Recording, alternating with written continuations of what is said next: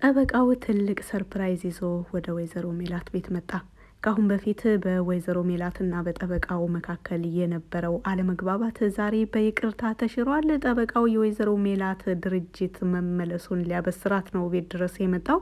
እንግዲህ ይህ ሊሆን የቻለው በቀላል ነገር አይደለም። ጠበቃውም እንደተናገረው ከሆነ ይህ ሊሆን የቻለው አሴር ተባብሮኛል ከፈጣሪ በታች፣ እንደዚሁም ደግሞ ለሕዝብና ለእውነት የሚታገል ለሕዝብ ታማኝ የሆነ ዳኛ አለ፣ እሱ ነው የተባበረን በማለት ተናግሯል። የወይዘሮ ሜላት ድርጅት ተመልሶላታል።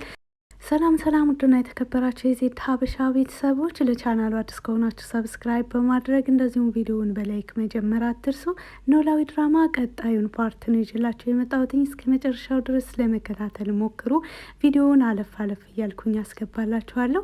ዛሬ በጣም ደስ የሚል ነገር ነው። በተለይ ደግሞ ሀይሚ ይህን ነገር ለማድረግ እየተባበረው አሴር መሆኑን ስታውቅ በጣም ነው የተደሰተችው። በዋናነት የእናቷ ድርጅት መመለሱ፣ የእናቷ ፈገግታ መመለሱና እንደዚሁም ደግሞ የአሴር ከነሱ ጀርባም ሆኖ ለነሱ እየሰራ እንደሆነ ዛሬ በተግባር ያሳየበት ሁኔታ ነው። እንግዲህ ጠበቃው ካሁን በፊት ቤት ድረስ እንደመጣ ይታወቃል። ቤት ድረስ በመጣበትም ወቅት ከወይዘሮ ሜላት ጋር አልተግባባም ነበር። ወይዘሮ ሜላት አባራው ነበረ። ምክንያቱም ከጠላት ወገን የተላከ ሊሰልለኝ የመጣ ሰው ነው ብላ ስለጠረጠረች እሱን አባራው ነበር። ነገር ግን በዛሬው ደግሞ ተግባርን ይዞ መጥቷል። ወይዘሮ ሜላት ወረቀቱን ካነበበችው በኋላ ደስታዋን መቆጣጠር አቅቷታል። ወይዘሮ ሜላት ወደ ስራ ልትሄድ ተዘጋጅታ በነበረበት ወቅት ነው እንግዲህ ጠበቃው ድንገት የመጣው። ጠበቃው ድንገት ወደ ቤት ሲገባ ወይዘሮ ሜላት በጣም ተናዳ ነበረ። ዛሬ ደግሞ ምን ልትሰራ መጣህ በማለት ልትጠይቀው ገና የመጀመሪያ ጥያቄዋን እንደጀመረች ጠበቃው የያዘውን የፋይል ቦርሳ በመክፈት ይዞላት የመጣውን ሰርፕራይዝ እንድታነብ ይጋብዛታል። ወይዘሮ ሜላትም የያዘውን ወረቀት ተቀብላ ሙሉ ለሙሉ ካነበበችው በኋላ በደስታ ሀናን ነው ያቀፈቻት። እንግዲህ ይህ ሊሆን የቻለው በአሴር አማካኝነት እንደሆነ ዳኛውም ብዙ የለፋበትና እውነትን ለማግኘት ብዙ መስዋዕቶችን የከፈለበት ስራ እንደሆነና ወይዘሮ ሜላት እውነትም ተበድላ እውነትም ፍትህ አታ እስከዛሬ እንደቆየች እንግዲህ አረጋግጠዋል። ወይዘሮ ሜላት ከሀዘን ወደ ደስታ። ወይዘሮ ሜላት ብዙ ፈተናዎችን ያሳለፈችው ከቤተሰቦቿ ጋር እነ ምናሴን ማለት ይቻላል። ሰላም ብዙ በተለይ ሰላም በሴትነቷ ብዙ ተፈትናለች። ምናሴ እንደዚሁ ሀና ከሞላ ጎደል ያው አሴር ከጎኗ ስለሆነ ብዙም ያየነው የከፈለችው መስዋዕት የለም። እርግጥ የቤተሰብ መጎዳት ለሷም መጎዳት ነው። ብዙ ነገር አብራ ውጣ ውረዶችን አልፋለች። ነገር ግን የምናሴና የሰላም በጣም ይለይ ነበር። ከነሱም በላይ ደግሞ ወይዘሮ ሜላት ናት ዋጋ ስትከፍል የከረመችው። ራሷን እስከ መጥላት ድረስ ራሷን እስከ ማጥፋት ድረስ የሞከረችበት ሂደት ነበረና ከዛን ሁሉ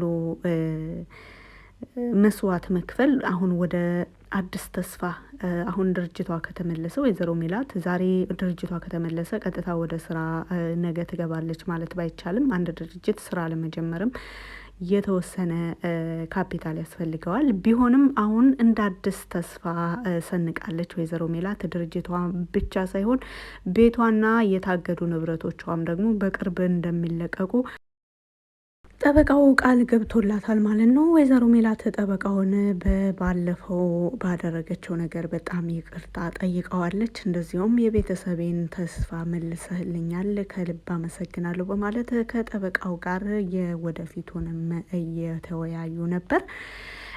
እንደዚሁ ይህንን ነገር እንደሚታወቀው ሰላም ስራ ፈታ ቤት ነው ያለችው፣ ሀኒ ቤት ነው ያለችው። ምናሴ ወደ ስራ ሄዶ ነበረ በወቅቱ። እንደዚሁ ደግሞ የድንብላል ወንድምና ድንብላል ደግሞ በቤት ውስጥ ነበሩ። በተለይ ድንብላል ይህንን ነገር ስትሰማ በጣም ነው ቤቱን ያደመቀችው፣ በጣም ነው ደስ ያላት። ስለዚህ ወይዘሮ ሜላት ፋይሏን ተቀብላለች ማለት ነው። ወይዘሮ ሜላት ድርጅቷ ተመልሶላታል። እንግዲህ ከዚህን ሁሉ ውጣ ውረድ ካሁን በኋላ ወደ ድርጅቷ የምታተኮርበት ጊዜ እየደረሰ ነው። ወይዘሮ ሜላት ድርጅቷ ተመለሰ ማለት በቅርብ ስራ ትጀምራለች። አንዳንድ ነገሮችን ካስተካከለች በኋላ ስራ ትጀምራለች ተብሎም እየተጠበቀ ነው። እንደዚሁም ሰላም፣ ምናሴና ሀና ትምህርታቸውንም እንደሚጀምሩ እንግዲህ ወይዘሮ ሜላት ካሁኑ ያቀደች ትመስላለች። ወይዘሮ ሜላት ባሳለፍነው ሳምንት በኢዩኤል ድርጅት በማርኬቲንግ ስራ ተቀጥራ እየሰራች ነው። እንደሚታወቀው የዛሬው ሰርፕራይዝ ሲመጣም ወደዛ ስራ ለመሄድ እየተዘጋጀች ነበረ። ከሀና ጋር ቁርስ ከበሉ በኋላ እንደዚሁም ደግሞ ሰላም ልብሴን ቀያይሬ ልምጣ ብላ ወደ ውስጥ በገባችበት ወቅት ነበረ ጠበቃው ድንገት ወደ ቤት የገባው። እንግዲህ ወደ ቤት መግባት ብቻ ሳይሆን ደስ የሚያሰኝ ነገር በጧቱ አሳይቷቸዋል። ወይዘሮ ሜላት ይህንን ፋይል ከተቀበለችና ጠበቃውን ካመሰገነች በኋላ እንደዚሁም ለወደፊቱ በቀሪ ንብረቶቿ ተስፋ ካለ ከጠበቃው ጋር እየተነጋገረች ወደ ስራዋ ሄዳለች። ፋይሉን አስቀምጣ ማለት ነው። ምክንያቱም ስራዋን መቀጠል አለባት። ድርጅቱን ለመክፈት እንደገና እንደ አዲስ ለመጀመር ግዴታ ገንዘብ ያስፈልጋል። ለዛ ነገር ደግሞ መስራት አለባት። በቅርቡ እንግዲህ ምናሴንም ስትለው እንደነበረ እኔ ስራ ከጀመርኩ የኔ ደሞዝ ለሁላችንም ይበቃል። እናንተ ለእኔ ስትሉ እስከ ዛሬ ድረስ ለፍታችኋል፣ እስከ ዛሬ ድረስ ሰርታችኋል። አሁን ደግሞ በተራዬ እኔ ልስራ፣ እናንተ ቁጭ በሉ ይበቃናል ብላ ነበረ ወይዘሮ ሜላት። አይሆንም እናግዝሻለን ብለዋት እንደዚሁም ሰላም ስራ ልትፈልግ ልትወጣ ነበር። ዛሬ የመጣው ሰርፕራይዝ ግን ቤተሰቡን በሙሉ ተስፋ ተረጋግቶ እንዲቀመጥ አድርጎታል። ይሁን እንጂ ወይዘሮ ሜላት ወደ ስራ ከመሄዷ አላስቆማትም። ከጠበቃው ጋር ስለ አንዳንድ ነገሮች እየተነጋገሩ ወይዘሮ ሜላት ወደ ስራዋ ሄዳለች ማለት ነው። ወይዘሮ ሜላት ስራዋን እንደቀጠለች ናት። የድርጅቱ የኢዩኤል ድርጅት ሰራተኞች ማለት ነው በሙሉ ፊታቸውን ወደ ወይዘሮ ሜላት አዙረው ነበረ። ምክንያቱም ወይዘሮ ሜላት ወደ ኢዩኤል ድርጅት ከተቀጠረች ቀናቶችን አስቆጥራለች። ይሁን እንጂ ወይዘሮ ሜላት በዚህን ፈገግታ ታይታ አትታወቅም። ዛሬ የሌለ ደስታ ነበረ በፊቷ ላይ ሲንጸባረቅ የነበረው። እንደዚሁም ሲያዟት የነበሩ ስራዎችን በፈገግታና በትህትና ነበረ ተረጋግታ ስትሰራ የነበረው። ይህ የወይዘሮ ሜላት የገጽታ ለውጥ ምክንያቱ ምን እንደሆነ ዩኤል ቢሮዋ ድረስ በመግባት ጠይቋታል። ምን ነው አይፈቀድም እንዴ በድርጅታችሁ ውስጥ በማለት ወይዘሮ ሜላትም ትጠይቀዋለች። አረ በተቃራኒ ወይዘሮ ሜላት አንቺ እንደዚህ ደስተኛ ስትሆኝ ስላየውሽ በጣም ደስ ብሎኝ ነው ልጠይቅሽ የመጣሁት በማለት ነበረ እየነገራት። አይ ምንም አይደለም ከልጆቼ ጋር ደስ የሚል ጊዜ ስላሳለፍኩ ነው ብላ ተናገረች። ወይዘሮ ሜላት አሁንም ቢሆን በቀላሉ ሰዎችን ማመን ከብዷታል። እርግጥ ጠበቃው ያደረገው ነገር በጣም ፈጽሞ ያልጠበቀችው ነገር ነው። ይሆናል ብላ ተስፋ አድርጋበት የነበረ ነገር አይደለም። ምክንያቱም ከአሁን በፊት ወይዘሮ ሜላት ድርጅቷንም ሆነ ቤቷን እንደዚሁም በባንክ የታገዱ ገንዘቦቿን ለማስለቀቅ ብዙ ጠበቃዎችን ቀጥራ በብዙ የሚቆጠሩ ገንዘቦችን አፍስሳ መጨረሻ ላይ ግን የሆነውን ነገር ያው ራሷን እስክትጠላ ድረስ አድርሷታል። እና አሁን ላይ በቀላሉ ሰውን ማመን ከብዷታል። ከልጆቿና ከልጆቿ ውጪ ማንንም ማመን ባቆመችበት ወቅት ነው እንግዲህ ጠበቃውም ከአሁን በፊት መጥቶ በተናገረ እንደዚሁም ጥያቄ በጠየቃት ጊዜ ከጠላቶቿ እየተላከ ሰው መስሏት ነበረ ያባረረችው። እንደዚሁም ኢዩኤልም ወይዘሮ ሜላትን ቀርቦ የሆነችውን ነገር ጠይቆ በመጠኑም ቢሆን ሊያግዛት ፈልጎ ነበረ። እኔ ተቸግር ያለው እኔ ብዙ ነገር ገንዘብ ሊያስፈልገኝ ይችላል፣ ነገር ግን እርዳታን አልቀበልም ብላ ነበር በወቅቱ የሸኘችው። በስተ መጨረሻም ስራው እንደሚያስፈልጋት ስታውቅ ለምን በዚህን ሁኔታ ሆኜ ልጆቼ ሸክም ከምሆን ሰርቼ ለምን ገንዘብ አላገኝም በሚል ነው አሁን ላይ ምንም ቢሆን በየቤቱ እየዞሩ ልብስ ከማጠብ በማርኬቲንግ ስራ በልምድ ባለኝ በዛው በስራዬ ተቀጥሬ በሰራ ይሻላል ብላ ራሷን አሸንፋ ከራሷ ጋር ታግላ ነው ተቀጣሪዋ ለነበረ ሰው መልሳ ተቀጣሪ ሆና እየሰራች ያለችው። ነገር ግን የወይዘሮ ሜላት ተቀጣሪነት በቅርብ እንደሚቋጭ ምንም ጥርጥር የለውም። ወይዘሮ ሜላት አሁን ላይ ድርጅቷ ብቻ ሳይሆን በቅርብ ደግሞ በባንክ የታገዱ ገንዘቦቿና የተለያዩ ንብረቶቿ የተለያዩ ቤቶች አሏት በልጆቿ ስም ያስመዘገበችው እንደዚሁ ራሷ የምትኖርበት የተለያዩ ቦታ የተለያዩ ቤቶች አሏት እና ለቁጥር ለራሱ የሚያስቸግሩ በጣም ከፍታ ቦታ ነበረ ወይዘሮ ሜላት እየኖረች የነበረው ሀብት። እንግዲህ ብዙ ሰዎች መስፍን ወደ ውጭ ሀገር የሄደው ለቤተሰቡ ሲል ነው የሚሉ ኢንፎርሜሽን አለ። ወይዘሮ አስቴር ሴት ናት በሚለው ወይዘሮ አስቴር ቤቷ ነች። ወይዘሮ አስቴር በወይዘሮ ሜላት ቤተሰብ የደረሰው ነገር በጣም አሳስቧታል፣ በጣም አናዷታልም። እንደዚሁም ደግሞ ወደ እኔ ኑ ብላቸው ነበረ። ነገር ግን ታውቃላችሁ ወይዘሮ ሜላት ይህንን ነገር አትቀበልም። ወይዘሮ አስቴርና ሜላት እንግዲህ ካሁን በፊትም በምን እንደሚስማሙና በምን እንደማይግባቡ የምናውቀው ነገር ነው።